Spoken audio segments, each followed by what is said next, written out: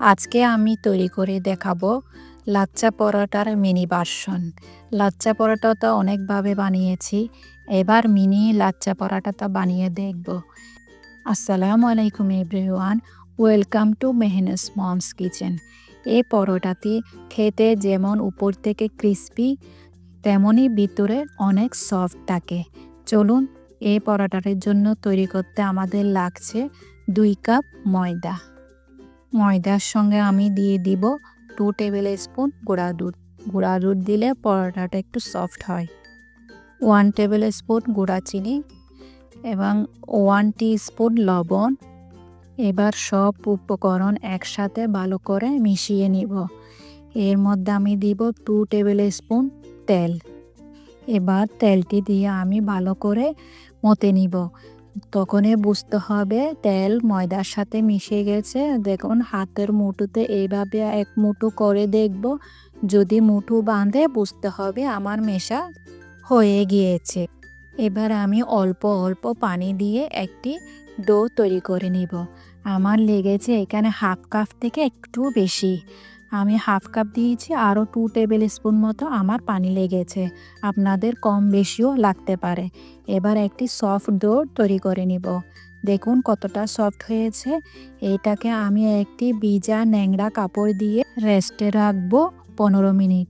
এবার একটি বাটিতে আমি 2 টেবিল স্পুন কর্নফ্লাওয়ার নিয়েছি।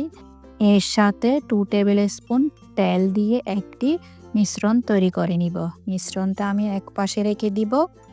15 মিনিট হয়ে গেলে এবার আমি ডোটাকে আরেকবার ভালো করে মথে নিব। একটু ভালো করে মথে নিলে ডোটা আরও একটু সফট হবে। এবার আমার পছন্দ মতো করে আমি লেচি কেটে নিব। এখানে আমি 8টা লেচি কেটে নিয়েছি। এখান থেকে একটা লেচি নিয়ে নিব, আর ওগুলাকে আমি ভিজা ন্যাংরা কাপড় দিয়ে ডেকে এক পাশে রেখে দিব। এবার একটা লেচি ভালো করে ময়দার সাহায্যে আমি একদম পাতলা করে একটা রুটি বেলে নিব। রুটিটি পাতলা করে বেলে নেওয়ার পর আমি যে মিশ্রণ রেখেছিলাম, কর্নফ্লাওয়ার আর তেলের মিশ্রণ, ওখান থেকে সামান্য পরিমাণ দিয়ে পুরা রুটির উপরে আমি ব্রাশ করে দিব। এমনভাবে মিশ্রণটি লাগাতে হবে যেন কোনো অংশ ফাঁকা না থেকে থাকে। এবার লাগিয়ে আমি এটাকে এভাবে ধরে দুভাজ করে নিব। দুভাজ করার পর একটি পিজা কাটারের সাহায্যে আমি এই লাচ্চা পরোটার মতো, দেখুন আমি একদম এভাবে করে কাটার দিয়ে কেটে নিয়েছি। এভাবে করলে এটা সহজ হয় পরোটাটা তৈরি করতে। এবার আমি এটাকে খুলে নিব। এভাবে খুলে নেওয়ার পর দেখুন আমি কিভাবে ভিডিওতে দেখাচ্ছি পরোটার ফোল্ডিং করার নিয়মটা। ঠিক সেম প্রসেসে আপনিও এভাবে লাচ্চা পরোটার ফোল্ডিংটা করে নেবেন। আমি যেভাবে ভিডিওতে দেখাচ্ছি ঠিক সেভাবে। এভাবে করে সারফেসের মধ্যে 2-3 বার বাড়িয়ে দিবেন। এখন এই পরোটাটা অনেক লম্বা হয়ে গেছে। এবার আমি এক পাশে ধরে আমি যেভাবে দেখাচ্ছি সেভাবে করে একটি পরোটা তৈরি করে নিব। দেখুন হয়ে গেছে অতি সহজে অসংখ্য লেয়ারযুক্ত একটি মিনি লাচ্চা পরোটা। এবার আমি সব পরোটা এভাবে করে তৈরি করে নিব।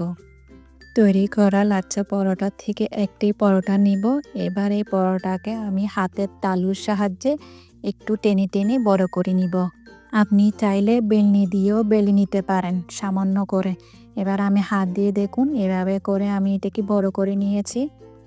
দেখুন এখানে কতগুলো লেয়ার হয়েছে, আমি জুম করে দেখিয়ে দিচ্ছি। এবার একটি ফ্রাই প্যানে আমি পরিমাণ মতো তেল দিব। যদি পরে প্রয়োজন হয় আমি আবার তেল ইউজ করব। এখানে আমি প্রথমে 2 থেকে 3 টেবিল স্পুন মতো তেল দিয়েছি। এবার আমি চারটি করে পরোটা ভেজে নিব।